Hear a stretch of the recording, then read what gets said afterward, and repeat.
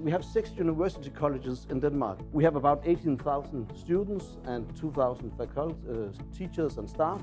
We started itslearning in 2017 with 50 teachers, 400 students, 6 different programs and 16 courses.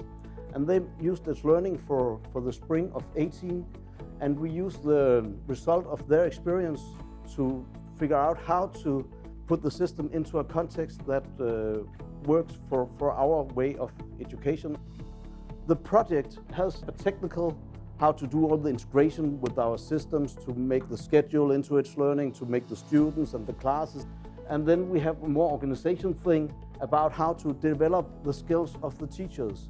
And what I'm talking about today is this team, how to design the course in the LMS and how to ensure that all you're going to use the LMS has the right skills to do it. But that's just a part of the implementation plan. All the other things are of course necessary as well. For the implementation, we made 4 principles. And the first thing was that itslearning is the platform of the project. We're talking about itslearning and what can you do in itslearning, and focus on that.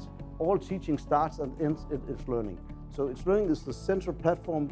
You can integrate something into it, but keep focus on itslearning. Then our second principle was the student is at the center. We are doing this for the students, not for the teachers. We're doing it for the students.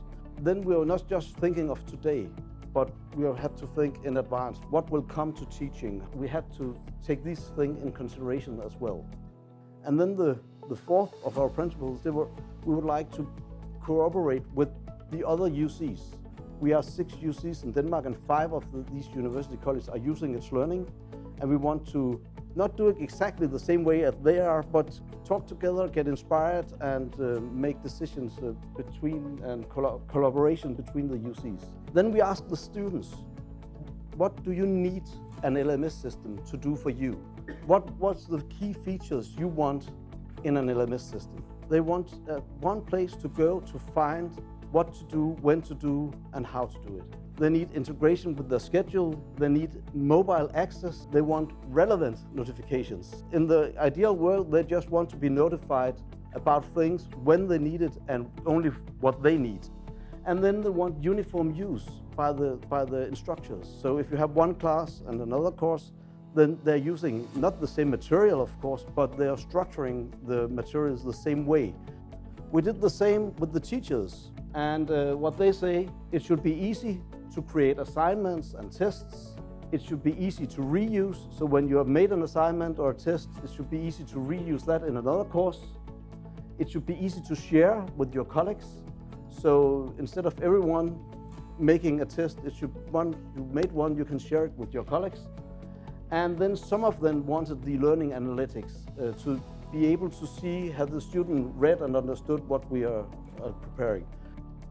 We just said, if you want to get it easy and get the teachers to use the system from day one, what are the key features that we need to have to make the things that they just expect? The overview, the structure, the easy to find, the uniform use, the able to reuse for the teachers. And we found out that the plans, the discussions, and the assignments tool, these 3 features, of all of the features in the learning, we start here and we make all the teachers comfortable of using these things. Then we have the base, and when we have the base, then we can add on later. If you can use these 3 things, you're ready to go. The planner tool for us is the most important thing of itslearning because it's the structure of the whole itslearning, and it provides the structure for the students, and because it's linked to the schedule and lesson plan, it's easy for them to see what to do when. Maybe you don't think you save time this semester because you have to convert everything you had before into this new system. But the next semester and the next semester and so on, you will save time.